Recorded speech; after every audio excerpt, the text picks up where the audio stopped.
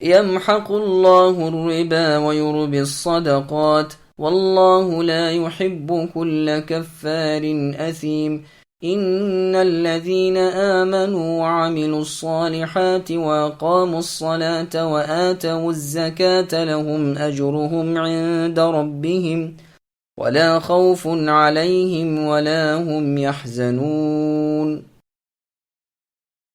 اللہ تعالیٰ سود کو مٹاتے ہیں اور صدقے کو بڑھاتے ہیں۔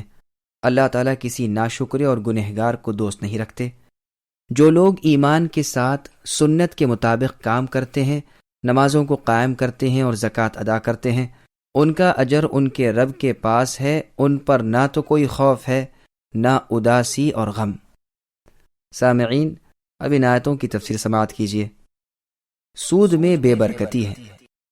اللہ تعالیٰ فرماتے ہیں کہ وہ سود کو برباد کرتے ہیں، یعنی یا تو اسے بالکل غارت کر دیتے ہیں یا اس کی خیر و برکت مٹا دیتے ہیں۔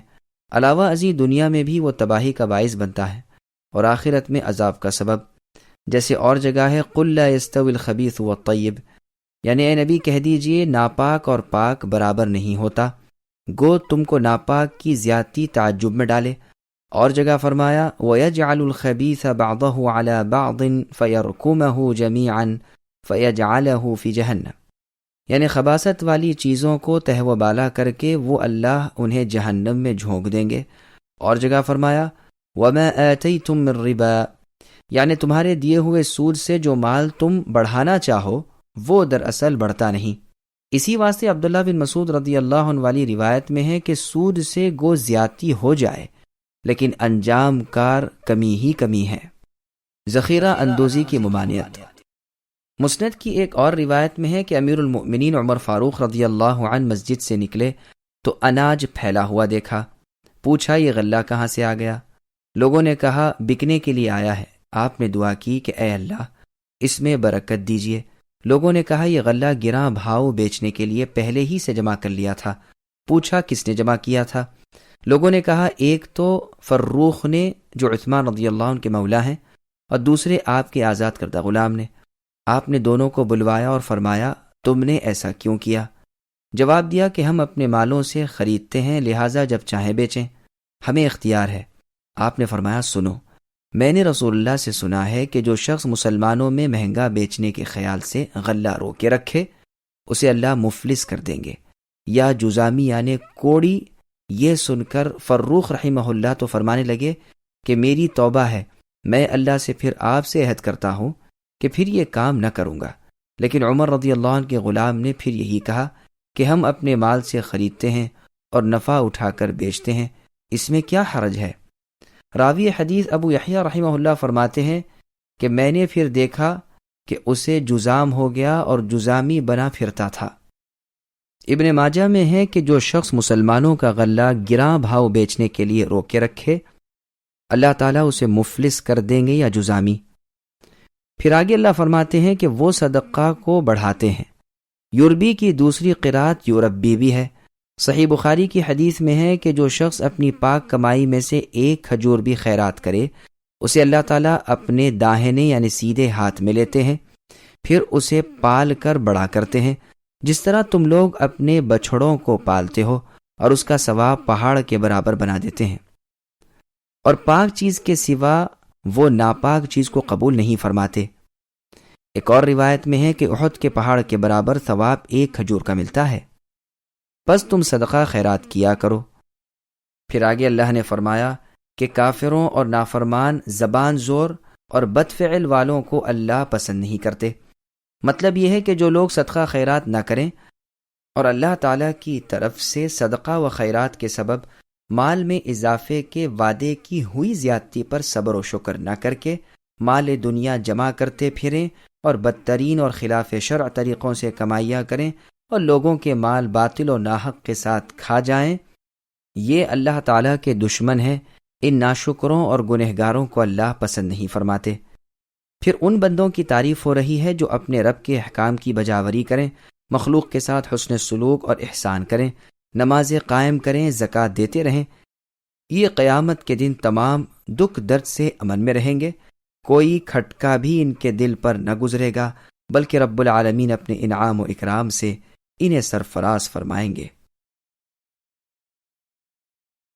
يا أيها الذين آمنوا اتقوا الله وذروا ما بقي من الربا إن كنتم مؤمنين فإن لم تفعلوا فأذنوا بحرب من الله ورسوله وإن تبتم فلكم رؤوس أموالكم لا تظلمون ولا تظلمون وإن كان ذو عسرة فنظرة إلى ميسرة وَأَن تَصَدَّقُوا خَيْرٌ لَكُمْ إِن كُنتُمْ تَعْلَمُونَ وَاتَّقُوا يَوْمًا تُرْجَعُونَ فِيهِ إِلَى اللَّهِ ثُمَّ تُوَفَّى كُلُّ نَفْسٍ مَا كَسَبَتْ وَهُمْ لَا يُظْلَمُونَ۔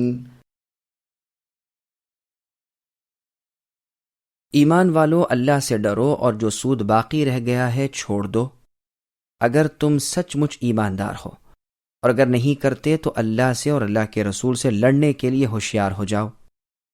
ہاں، اگر توبہ کر لو تو تمہارا اپنا اصل مال تمہارا ہی ہے، نہ تم ظلم کرو نہ تم پر ظلم کیا جائے، اور اگر کوئی تنگی والا ہو تو اسے آسانی تک کی مہلت دینی چاہیے، اور معاف کر دینا تو بہت ہی بہتر ہے اگر تم میں علم ہو۔ اور اس دن سے ڈرو جس میں تم سب اللہ کی طرف لوٹائے جاؤ گے، اور ہر شخص کو اس کے اعمال کا پورا بدلہ دیا جائے گا، اور ان پر ظلم نہیں کیا جائے گا۔ سامعین، اب ان آیتوں کی تفسیر سماعت کیجیے۔ اصل مال لینے اور سود چھوڑ دینے کا حکم۔ ان آیات میں اللہ تعالیٰ اپنے ایماندار بندوں کو تقوی کا حکم دے رہے ہیں، اور ان کاموں سے روکتے ہیں جن سے اللہ کی ناراضگی ہو اور رضامندی سے دور ہو جائے۔ تو فرمایا کہ اللہ تعالیٰ کا لحاظ کرو اپنے تمام کاموں میں، اللہ تعالیٰ سے ڈرتے رہو، اور جو سود تمہارا لوگوں پر باقی ہے، خبردار اگر مسلمان ہو تو اسے اب نہ لو جبکہ وہ حرام ہو گیا۔ یہ آیت نازل ہوئی ہے ثقیف کے قبیلے بنی عمرو بن عمیر اور بنو مخزوم کے قبیلے بنو مغیرہ کے بارے میں۔ جاہلیت کے زمانے میں ان کے سودی کاروبار تھے۔ اسلام کے بعد بنو عمرو نے بنو مغیرہ سے اپنا سود طلب کیا، اور انہوں نے کہا کہ اب ہم اسے اسلام لانے کے بعد ادا نہ کریں گے۔ آخر جھگڑا بڑھا۔ عتاب ابن اسید رضی اللہ عنہ جو مکہ مکرمہ کے نائب تھے، انہوں نے نبی کو یہ لکھا، اس پر آیت یہ نازل ہوئی، اور رسول اللہ نے یہ لکھوا کر بھیج دیا، اور انہیں قابل وصول سود لینا حرام قرار دیا۔ چنانچہ وہ تائب ہوئے اور اپنا سود بالکل چھوڑ دیا۔ اس آیت میں زبردست وعید ہے ان لوگوں پر جو سود کی حرمت کا علم ہونے کے باوجود بھی اس پر جمے رہیں۔ سود خوری اللہ اور رسول سے جنگ کرنا ہے۔ ابن عباس رضی اللہ عنہما فرماتے ہیں، سود خور سے قیامت کے دن کہا جائے گا کہ اپنے ہتھیار لے لے اور اللہ سے لڑنے کے لیے آمادہ ہو جا۔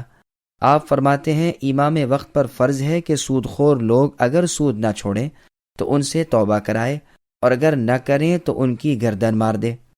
حسن بصری اور ابن سیرین رحمہم اللہ کا فرمان بھی یہی ہے۔ قتادہ رحمہ اللہ فرماتے ہیں کہ دیکھو، اللہ تعالیٰ نے انہیں ہلاکت کی دھمکی دی، انہیں ذلیل کیے جانے کے قابل ٹھہرایا۔ خبردار، سود سے اور سودی لین دین سے بچتے رہو۔ حلال چیزیں اور حلال خرید و فروخت بہت کچھ ہے، فاقے گزرتے ہوں، تاہم اللہ کی معصیت سے رکو۔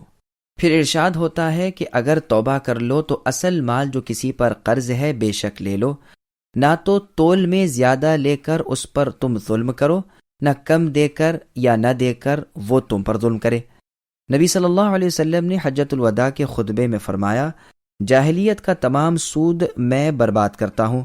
اصل رقم لے لو، نہ سود لے کر کسی پر ظلم کرو، نہ کم دے کر یا نہ دے کر وہ تم پر ظلم کرے، نہ کوئی تمہارا مال مار کر تم پر زیادتی کرے۔ عباس ابن عبد المطلب جو میرے چچا ہیں، ان کا تمام سود میں برباد کرتا ہوں۔ غریب قرضدار کو مہلت دینا اور قرض معاف کرنے کا ثواب۔ پھر آگے اللہ ارشاد فرماتے ہیں کہ اگر تنگی والا شخص ہو اور اس کے پاس تمہارے قرض کی ادائیگی کے قابل مال نہ ہو تو اسے مہلت دو کہ کچھ اور مدت بعد ادا کر دے۔ یہ نہ کرو کہ سود در سود لگائے چلے جاؤ کہ مدت گزر گئی، اب اتنا سود لیں گے، بلکہ بہتر بات تو یہ ہے کہ ایسے غربا کو اپنا قرض معاف کر دو۔ مسند احمد کی حدیث میں ہے کہ جو شخص مفلس آدمی پر اپنا قرض وصول کرنے میں نرمی کرے اور اسے ڈھیل دے یعنی مہلت دے، اس کو جتنا دن وہ قرض کی رقم ادا نہ کر سکے اتنے دنوں تک ہر دن اتنی رقم خیرات کرنے کا ثواب ملتا ہے۔ اور روایت میں ہے کہ رسول اللہ نے فرمایا ہر دن اس سے دگنی رقم کے صدقے کرنے کا ثواب ملے گا۔ یہ سن کر بریدہ رضی اللہ عنہ نے کہا، اللہ کے رسول، پہلے تو آپ نے ہر دن اس کے مثل ثواب ملنے کا فرمایا تھا، آج آپ 2 مثل فرماتے ہیں؟ فرمایا ہاں، جب میعاد ختم نہیں ہوئی تو مثل کا ثواب، میعاد گزرنے کے بعد 2 مثل کا۔ یہ روایت مسند احمد کی ہے۔ ابو قتادہ رضی اللہ عنہ کا قرض ایک شخص کے ذمے تھا، وہ تقاضا کرنے کو آتے لیکن یہ چھپ رہتے اور نہ ملتے۔ ایک دن آئے، گھر سے ایک بچہ نکلا، آپ نے اس سے پوچھا کیا تمہارا باپ گھر میں موجود ہے؟ اس بچے نے کہا ہاں گھر میں موجود ہیں، کھانا کھا رہے ہیں۔ اب ابو قتادہ رضی اللہ عنہ نے اونچی آواز سے انہیں پکارا اور فرمایا مجھے معلوم ہو گیا ہے کہ تم گھر میں موجود ہو، آؤ باہر آؤ، جواب دو۔ وہ بیچارے باہر نکلے۔ آپ نے کہا کیوں چھپ رہے ہو؟ کہا بات یہ ہے کہ میں مفلس ہوں، اس وقت میرے پاس رقم نہیں، بوجہ شرمندگی کے آپ سے نہیں ملتا۔ آپ نے کہا قسم کھاؤ۔ اس نے قسم کھا لی۔ آپ رو دیے اور فرمانے لگے میں نے رسول اللہ سے سنا ہے جو شخص نادار قرضدار کو ڈھیل دے یا اپنا قرضہ معاف کر دے وہ قیامت کے دن اللہ تعالیٰ کے عرش کے سائے تلے ہوگا۔ یہ روایت صحیح مسلم کی ہے۔ ابو یعلا نے ایک حدیث روایت کی ہے کہ رسول اللہ فرماتے ہیں قیامت کے دن ایک بندہ اللہ تعالیٰ کے سامنے لایا جائے گا، اللہ تعالیٰ اسے سوال کریں گے کہ بتلا میرے لیے تو نے کیا نیکی کی ہے؟ وہ کہے گا اے اللہ، ایک ذرے کے برابر بھی کوئی ایسی نیکی مجھ سے نہیں ہوئی جو آج میں اس کی جزا طلب کر سکوں۔ اللہ تعالیٰ اس سے پھر پوچھیں گے، وہ پھر یہی جواب دے گا، پھر پوچھیں گے، وہ پھر یہی جواب دے گا کہ پروردگار ایک چھوٹی سی بات البتہ یاد پڑتی ہے کہ آپ نے اپنے فضل سے کچھ مال بھی مجھے دے رکھا تھا، میں تجارت پیشہ شخص تھا، لوگ ادھار سدھار لے جاتے تھے، میں اگر دیکھتا کہ یہ غریب شخص ہے اور وعدے پر قرض ادا نہ کر سکا تو میں اسے اور کچھ مدت کی مہلت دے دیتا، مالداروں پر سختی نہ کرتا، زیادہ تنگی والا کسی کو پاتا تو معاف بھی کر دیتا۔ اللہ تعالیٰ فرمائیں گے پھر میں تجھ پر آسانی کیوں نہ کروں، میں تو سب سے زیادہ آسانی کرنے والا ہوں، جا میں نے تجھے بخشا، جنت میں داخل ہو جا۔ یہ روایت بخاری اور مسلم وغیرہ کی ہے۔ عباد ابن ولید رحمہ اللہ فرماتے ہیں کہ میں اور میرے والد طلب علم نکلے اور ہم نے کہا کہ انصاریوں سے احادیث پڑھیں۔ سب سے پہلے ہماری ملاقات ابو الیسر رضی اللہ عنہ سے ہوئی، ان کے ساتھ ان کے غلام تھے جن کے ہاتھ میں ایک دفتر تھا اور غلام اور آقا کا ایک ہی لباس تھا۔ میرے باپ نے کہا چچا آپ تو اس وقت غصے میں نظر آتے ہیں۔